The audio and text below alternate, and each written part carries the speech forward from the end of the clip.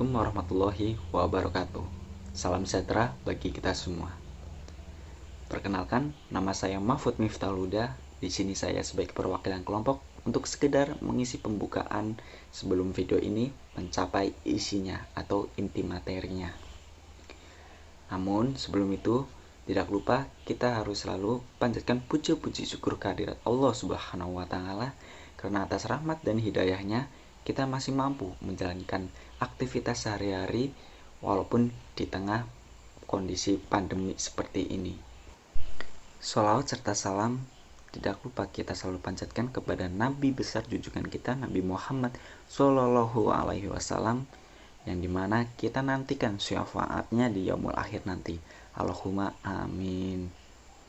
Nah teman-teman, sebelum kita lanjut ke bagian selanjutnya, alangkah baiknya pada kesempatan kali ini kita mengawali kegiatan ini dengan berdoa. Kalau begitu saya pimpin. Berdoa dengan kepercayaan masing-masing dipersilahkan.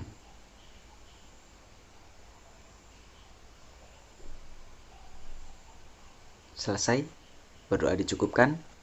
Pada kesempatan ini, pada mata kuliah patologi sosial, kelompok kami mengambil tema Freedom of Speech Issue, atau secara bahasa Indonesianya bisa dibilang tentang isu kebebasan berpendapat. Mengapa kami memilih tema ini? Karena kami merasa tema ini sangat cocok dan relevan tentang penyakit-penyakit masyarakat di era sekarang. Tujuan dengan adanya mata kuliah patologi sosial ataupun tema yang kami ambil adalah yang pertama, agar satu, kita menambah wawasan lebih luas dan tidak hanya memikirkan kepentingan pribadi, namun juga memikirkan kepentingan banyak orang. Yang kedua, tentu saja kita agar dapat memahami kondisi masyarakat yang ada sekarang ini. Yang ketiga, agar kita mampu menganalisis dan mengkritisi masalah yang ada atau penyakit yang ada, dan kita mampu menghadapinya, menanggapinya, dan segera melakukan tindakan seperti solusi untuk mengatasi masalah tersebut. Dan yang terakhir, tentu saja selain kita mengetahui hak-hak kita, kita juga harus mengetahui batasan di mana kita harus seberapa banyak dan seberapa jauh dapat mengutarakan hak-hak kita. Seperti yang teman-teman tahu, sekarang ini sudah seperti genap 1 tahun kurang lebih kita melakukan pembelajaran jarak jauh atau daring.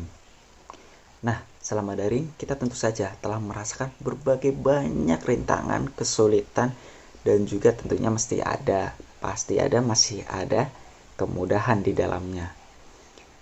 Di dalam daring ini, kita sering menggunakan media web meeting seperti Zoom, Google Meet, Big Bluetooth, terus Skype, dan lain sebagainya, tergantung kesepakatan dari masing-masing dosen dan mahasiswanya tentu saja. Nah, dalam perangkat penunjangnya dalam keseharian kita belajar, ada seperti smartphone, terus laptop, terus jaringan atau bisa saja kita berlangganan wifi. Dan dikala kelompok kami mengerjakan tugas patologi sosial ini, kami menggunakan perangkat smartphone atau gawai sebagai perangkat utama dalam proses dari awal sampai akhir, seperti pengumpulan materi, editing video, dan uploading video seperti itu.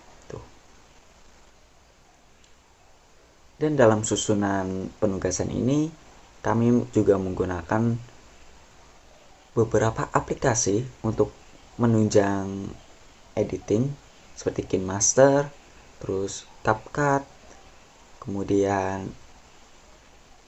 PowerPoint untuk materi, dan media sosial YouTube sebagai sarana hasil akhir untuk mengirimkan video ini agar menjadi sebuah kenangan atau sebagai bukti dokumentasi bahwasanya kami dari berbagai kelompok yang sudah dibagi ada bekas jejaknya telah melakukan pengkajian mengenai berbagai masalah di dalam masyarakat.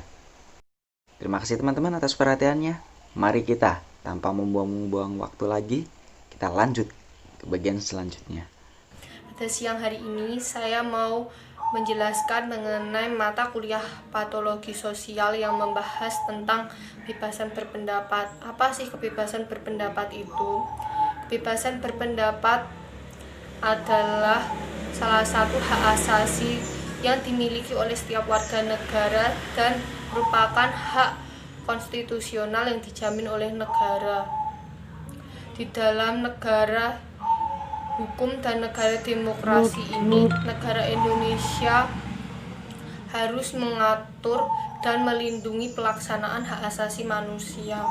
Di dalam perubahan keempat Undang-Undang Dasar Negara Republik Indonesia tahun 1945 Pasal 28E ayat 3 mengemukakan bahwa setiap warga negara berhak berserikat, berkumpul, dan mengeluarkan pendapat.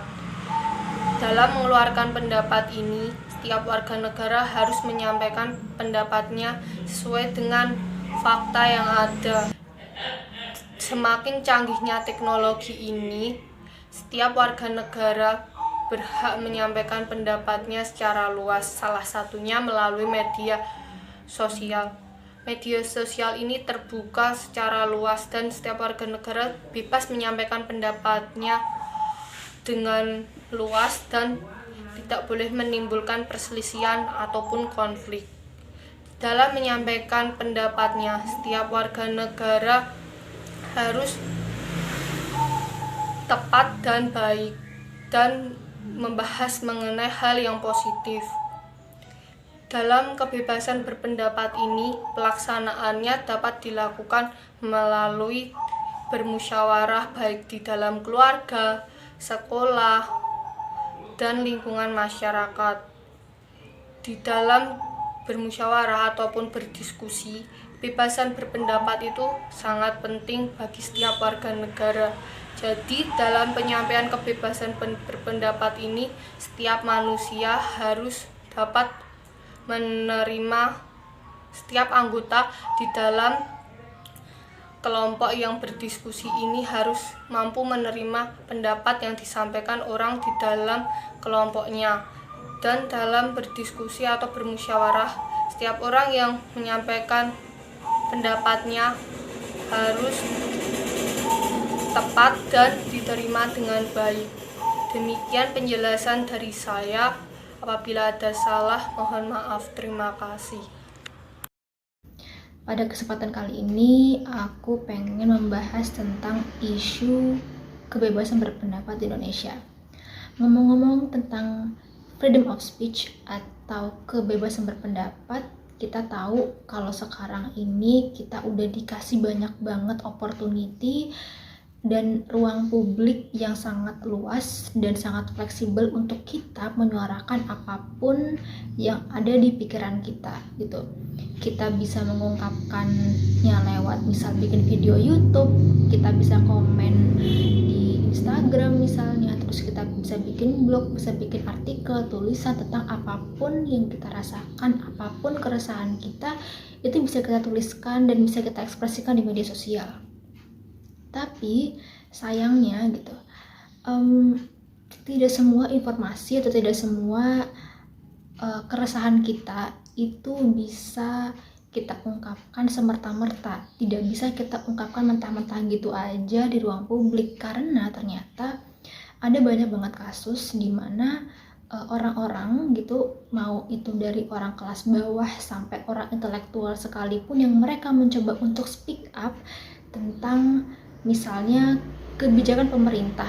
Nah, kalau udah ngomongin soal public policy gitu, kebebasan berpendapat tentang kebijakan pemerintah gitu, ini sudah menjadi sebuah ancaman untuk kita gitu, karena ada banyak banget kasus yang aku yakin gak semua kasus itu terungkap di permukaan, Jadi ada banyak banget orang gitu yang udah jadi korban penangkapan, korban ancaman, korban teror dari pihak pemerintah atas masyarakat ini yang mereka berusaha untuk beropini tentang sebenarnya ini loh problema kebijakan publik di Indonesia gitu. Problema tentang pemerintah di Indonesia gitu. Seperti kalau misalnya kita tahu kasusnya, contoh kecil deh, Bintang Emon gitu. Kalian tahu kan kasusnya dia itu ngerosting pemerintah yang cuma ngasih pidana setahun untuk orang yang bahkan dia bilang nggak sengaja nyiram air keras ke Bapak Novel gitu. Padahal Bapak Novel Baswedan ini dia udah mengalami istilahnya cacat seumur hidup karena matanya yang udah rusak sama sekali akibat perbuatan orang tersebut gitu. Kalau dilogikakan gitu ya nggak ada keadilan gitu ya, kali orang udah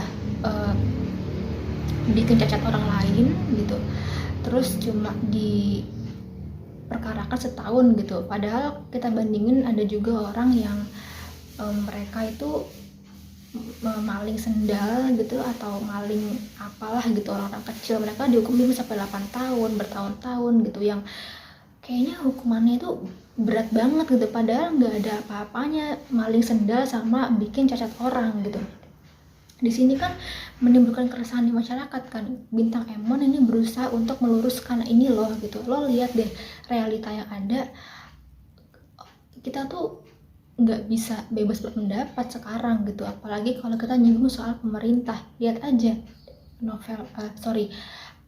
kasus Novel Baswedan aja yang diungkit sama Bintang Emon aja, kasusnya bisa sampai seperti ini gitu. Bintang Emon cuma ngerosting, cuma pemerintah anggapnya serius banget gitu, menganggap bahwa Bintang Emon tuh ancaman banget buat mereka gitu. Jadinya bahkan sampai mau dihukum, mau dipidana, dan untungnya masyarakat nih, kita sangat mendukung Bintang Emon untuk yang dia suarakan tuh bener loh gitu. Kalau misalnya pemerintah itu mempermasalahkan hal ini, berarti ada something wrong dong dengan pemerintah gitu. Bahkan ada juga orang-orang yang berspekulasi bahwa jangan-jangan orang yang nyiram air keras ke Pak Novel itu adalah pihak dari pemerintah itu sendiri gitu. Kan kita nggak ada yang tahu karena kejanggalannya sangat nyata dan nggak make sense aja gitu. Kalau kasus seberat ini, orang pelakunya hanya mendapat imbalan yang seringan itu, hanya setahun hukuman. Nah, nggak cuma itu, ada lagi kasusnya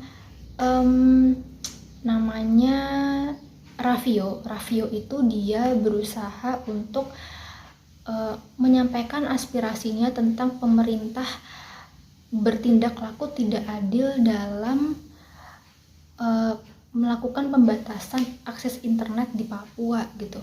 Nah, Raffio yang dia ini mengungkapkan hal itu di depan publik, dia dapat ancaman, dapat teror juga dari pemerintah gitu.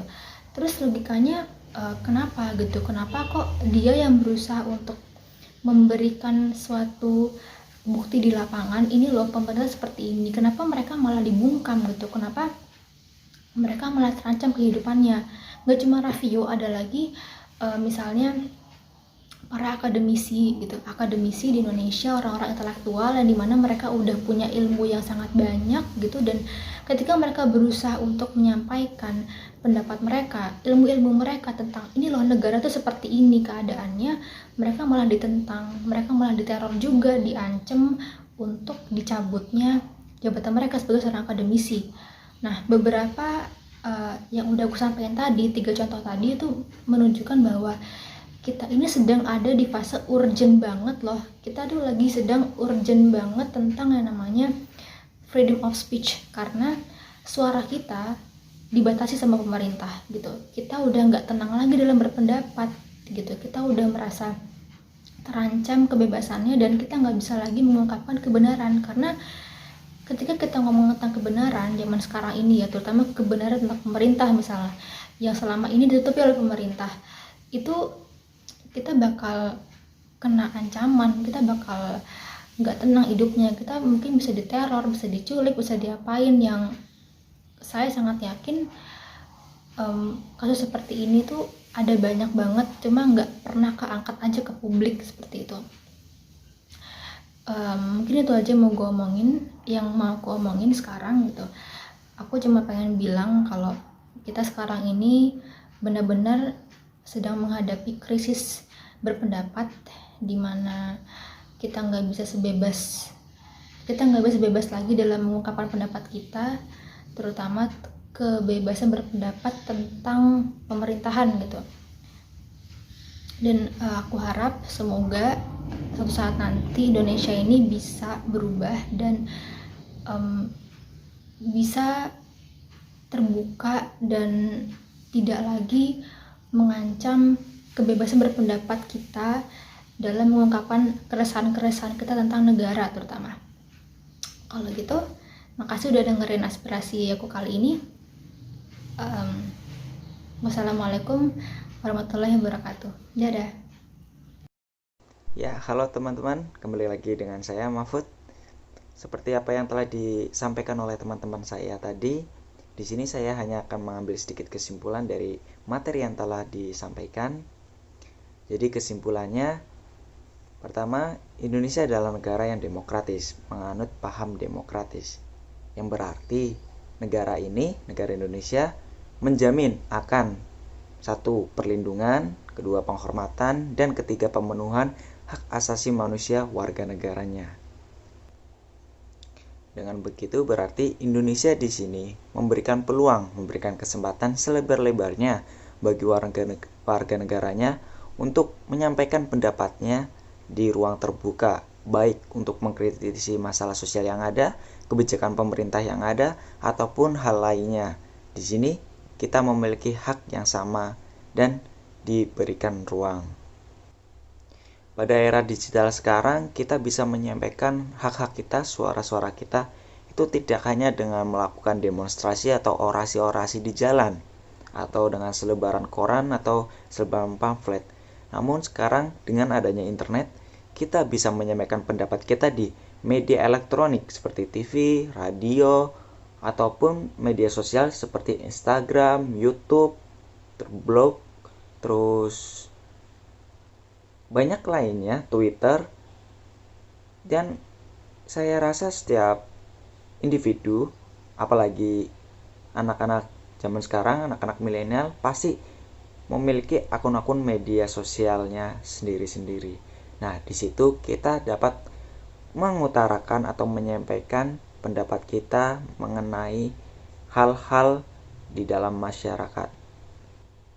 Namun, kebebasan berpendapat kita tentunya ada yang mengatur, dan Indonesia sendiri sudah cukup kompleks dalam peraturan perundang-undangannya ataupun landasan hukumnya mengenai kebebasan berpendapat. Dimulai dari UUD 1945 pasal 28E ayat 3, kemudian 28J ayat 2, kemudian pada KUHP pasal 15, pasal 310 ayat 1, kemudian pasal 45A Undang-Undang Nomor 19 Tahun 2016 tentang informasi dan transaksi elektronik, dan lain sebagainya, masih banyak. Nah, walaupun kita sudah dibatasi, maksudnya sudah ada peraturan yang dimana mengantisipasi berbagai masalah yang akan timbul apabila kita melakukan speak up atau bebas berpendapat, tetap saja di luar sana dalam pelaksanaannya tentu pasti ada penyimpangan-penyimpangan di dalamnya. Penyimpangan ini tidak hanya secara dari personal individunya, maksudnya orang yang bebas atau barbar dalam mengungkapkan pendapatnya, namun dari segi pemerintah atau penegak hukumnya pun mengalami atau ada indikasi masalah atau penyimpangan. Seperti yang telah disampaikan sebelumnya, penyimpangan tersebut seperti kita dalam mengungkapkan pendapat walaupun sudah sesuai tempatnya, terus menggunakan bahasa yang baik dan tidak mengandung unsur sara, tetap saja kalau itu mengkritik pemerintah, itu akan terdapat suatu hal yang tidak diinginkan oleh kita. Seperti kita akan menerima teror ataupun menerima laporan dari oknum tertentu agar kita mendapat hukuman dari apa yang telah kita lakukan. Padahal belum tentu apa yang telah kita lakukan itu sesuatu. Kemudian untuk evaluasinya sendiri, karena kita sekarang kondisinya daring, serba online, kita berhubungan dengan teman dalam mengerjakan tugas kerja kelompok juga online. Yang perlu kita tingkatkan adalah komunikasi dan rasa percaya antara sesama anggota kelompok. Dan kita harus mendukung, membagi beban sama rata, dan kita harus saling menyemangati agar tugas cepat selesai dan hasilnya maksimal. Yang penting tidak ada yang titip nama ataupun bermalas-malasan seperti itu. Dan untuk kali ini dari tema yang kita ambil atau topik yang kita ambil yaitu freedom of speech issue, kami mendapat banyak sekali ilmu baru. Di antaranya landasan hukum mengenai kebebasan berpendapat, kasus-kasus yang sering terjadi belakangan ini mengenai kebebasan berpendapat yang dibatasi oleh pemerintah, dan kita kurang memperhatikan mengenai isu ini. Namun sebelum kita benar-benar mengakhiri pertemuan atau kesempatan kali ini, marilah kita tutup kesempatan pemaparan materi kita ini dengan bacaan hamdalah bersama-sama. Alhamdulillahirabbil alamin. Sampai jumpa di kesempatan berikutnya. Dah.